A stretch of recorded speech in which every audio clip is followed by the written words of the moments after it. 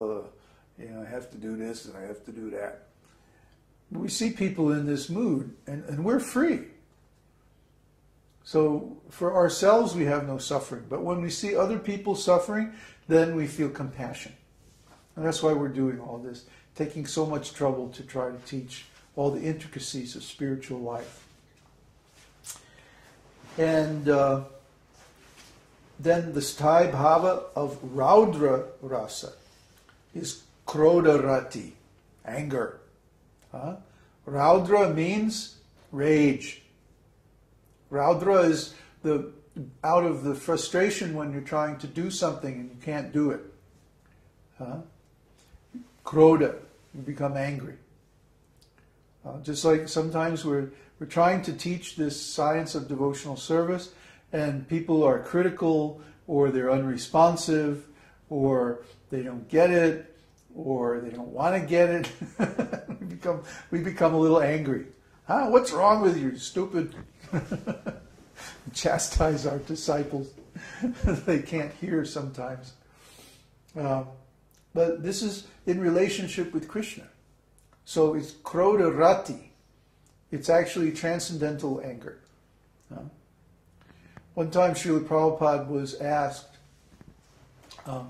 what about anger? He said we can engage everything in Krishna's service. Well, what about anger? Well, when the spiritual master or Krishna is offended, then the appropriate response is anger. In fact, Prabhupada said we should become angry like fire. And Prabhupada was a very good example of that. You did not want to get Prabhupada angry at you. Prabhupada being angry and chastising his disciples was a life-changing experience. I've seen people come out of Prabhupada's room like all shaking and white, because they had just been chastised. When Prabhupada got angry, it was like Nrsimhadev. It was like he was angry like a lion, fierce, and oh boy, and so much energy behind it. It's like you didn't want to be there. For some reason, he never chastised me. Anyway, so that's the Sthāyi-bhāva of Bhayankara-rasa is mukhya-rati, or fear. When someone becomes fearful, if it's in relation to Krishna, it's mukhya-rati. Like, for example, one may be afraid of committing offenses to Krishna. One may be afraid of being separated from Krishna. This is a fear in devotion. And finally, the Sthāyi-bhāva of Bhakti-rasa is jugupsa-rasa, or jugupsa-rati, or disgust. When we see someone, like sometimes we go to the park and there are these couples like fornicating on the grass, usually with a bottle of wine next to them, like this. It's like, do I really need to see this? That's disgust. Vibhatsa. Vibhatsa means like, ew.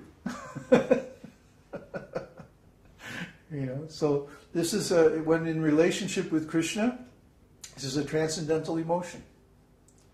See, we're trying to follow all these principles and be very pure and everything.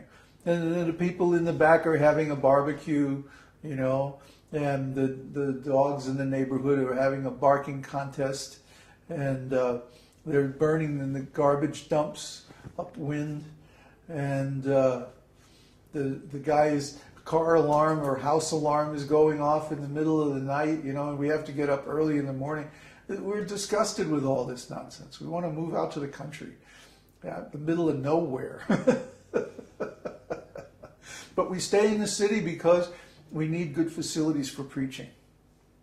And we're trying to find a balance on that. But basically, even though there are all these other rasas, all these other bhavas, they're transitory, transient.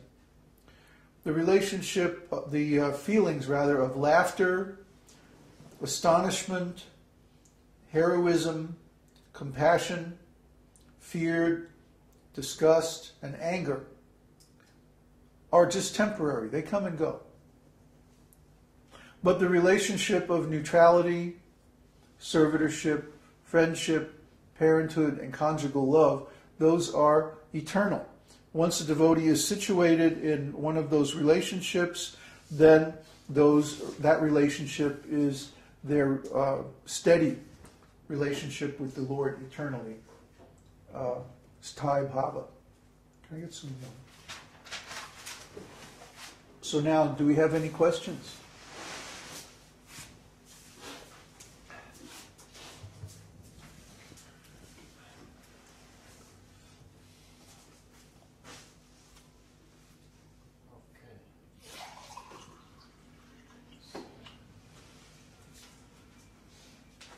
Question. When Lord Chaitanya was talking about his ecstatic symptoms,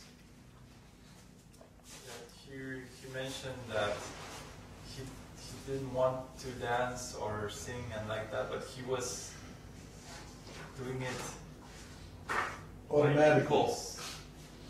That means sakhya-bhāva, right? That's a little bit different. What Lord Chaitanya said actually is that I am chanting and dancing more or less automatically. My real attention is on my inner feelings in relationship with Krishna, my feelings of separation especially. That's the context in which he said that. He was trying to explain his consciousness. You see, Lord Chaitanya has two purposes for coming to. Lord Chaitanya is a special case. He has two purposes. He has an external purpose and an internal purpose. His external purpose is to spread the Yuga Dharma of chanting the holy name of the Lord. And his internal purpose is to relish the moods of Srimati Radharani. So externally, he was giving this chanting process. So he was doing this more or less automatically. His internal purpose, confidential purpose, was to relish the bhavas of separation in the mood of Radharani. See? So internally he was feeling this separation from Krishna. Externally he was dancing and chanting. And that was more or less automatic. So that would mean more like anubhava. Don't try to understand Lord Chaitanya like that. His bhavas are very special. Okay? He's the exception to all the rules. So first of all, try to understand your own experience and how the urge to perform devotional activities develops from transcendental emotion. From vibhava comes anubhava. From the consciousness of the devotee coming into relationship with the Lord directly, then the urge to perform devotional activities manifests. We relish the sweetness of our relationship with the Lord, and then we want more. So we perform devotional service in order to increase it. We don't want to, for example, contemplate the wonderful name and pastimes and activities and qualities of the Lord, and then go and do something mundane that takes our mind off of Him. You used to always complain to me, why do I have to go to work? Because when you're at work, you have to think about mundane things. You can't think about Krishna all the time. It's painful for a devotee. So the devotee adopts transcendental activities in consequence of his transcendental emotion in relationship with the Lord.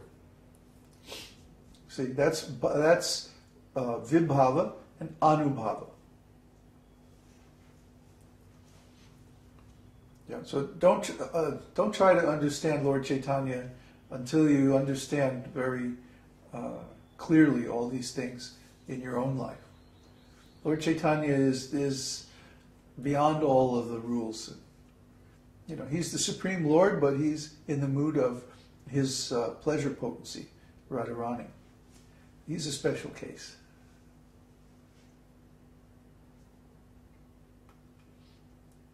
More questions?